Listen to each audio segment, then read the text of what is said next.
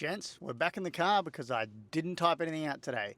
But I've been a counsellor for over 12 months now, and I wanted to discuss the worst things, not the worst things, but the worser things that I've seen. Basically, the worst clients that I've had to deal with, because I think there's a lesson in that, in where they don't want to improve. So, I'm sure we've all got people in our life that are just soul sucking to be around. I think negativity can be contagious. I think if you hang around with people that are negative too much, you just become the part sum of those other people. And I think that there's these people that we deal with in life, or people that seem to love the deja vu of waking up to the mundane, of the same day being the same, of not being wanting to change, not being able to change for whatever universal reason they want to come up with. We've all heard the same reasons. If I was taller, I would have made the NBA. If I was stronger, I would have been Mr. Olympia. Whatever unjustified extremism that they can put upon themselves to not go and achieve things, they do, right? So if I was more attractive, I'd be able to get women. That is part and parcel the fucking most common thing that I've dealt with over the last 12 months. How do I get women? I'm not attractive enough. That guy's hotter. That guy's got more money. That guy's more successful. I can't go into that thing. I need to study for that thing. Whatever it may be, there's some excuse that we put before ourselves to allow us to not to do that thing, as if it were that we would go and overcome that thing, then we would be able to do it. That would entice the antithesis of this thinking, right? Because there are people that love the excuse. There are people that need the excuse every morning to not be able to change. They find it self-fulfilling so much so that they love the excuse of not being able to do the thing because of this reason. They have, in turn, created the thing to allow them to not do what they're supposed to do. Because it's easy. Because if we didn't have this excuse, if I didn't have this pardon that would allow me to not get there, then why have I not done it? Man, if it wasn't because I needed to be taller to play in the NBA, why haven't I done it? Because that sucks. Because that is purely placing the blame back on yourself.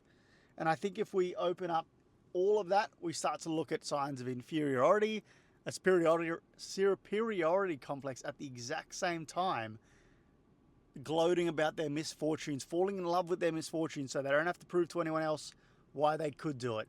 Because they get to be treated like this weird little baby of, oh, I've got the power over you because you have to treat me nicely because I've got all these ailments. Oh, I'm depressed, therefore you shouldn't ever be critical of me. That's why I can't go and achieve these things, because I've got autism or I've got ADHD or whatever it is. I think you guys know what I'm trying to say.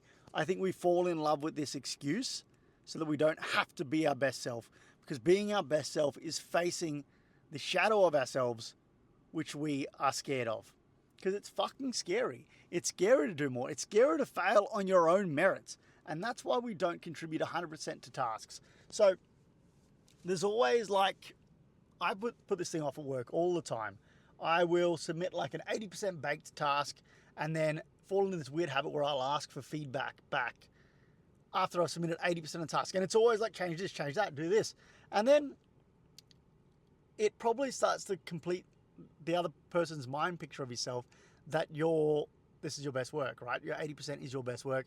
Therefore, we should change these things. So if you can just produce your 100%, give your actual standard of yourself and open yourselves up to criticism of it could potentially be dog shit work that you've submitted at 100%. That's the only way you grow. And I'm sick of seeing people half-ass their way to mollycoddling, like to put this excuse up and that's why I can't do it. You're like, as a counsellor, if I give you homework to go away with and think about and contemplate and write about and then get back to me, and you don't do it, or you submit 80%, or you're not really diving into the soul-searching exercise that you need to do to get rid of this soul-sucking mindset that you've got, you don't get anywhere. Because you know what? Bearing it all, being vulnerable is fucking scary. And as a bloke, we're not supposed to do that. We're supposed to keep in our back pocket that we could have a little more if we just pushed it. If we just went a bit harder, if we locked in. That's why there's 10 million fucking trillion videos on YouTube about locking in. Because That's all you need to do, right? And if you could finally sit down and you could do it for long enough, then you would achieve. And therefore, it becomes self-fulfilling in that if you never achieve, you've never locked in, therefore you've never given yourself all, therefore you're not shit, and it's not you that's the problem. It's just a motivational thing. It's just a intellectual thing, right, why you can't get there. Whatever it is, it's this excuse. And I'm sick of men hiding behind it. So, after all that, I do have online counselling sessions that I have with men. First one's free. I've got some free resources that I really want to do better at because I don't think I gave my best to you guys for free. But yeah, there's also a newsletter where I dump my thoughts like this every now and then. I'll catch you guys tomorrow. I'm going to type some shit up. I'll get back to the computer. Peace. Unless I'm dead.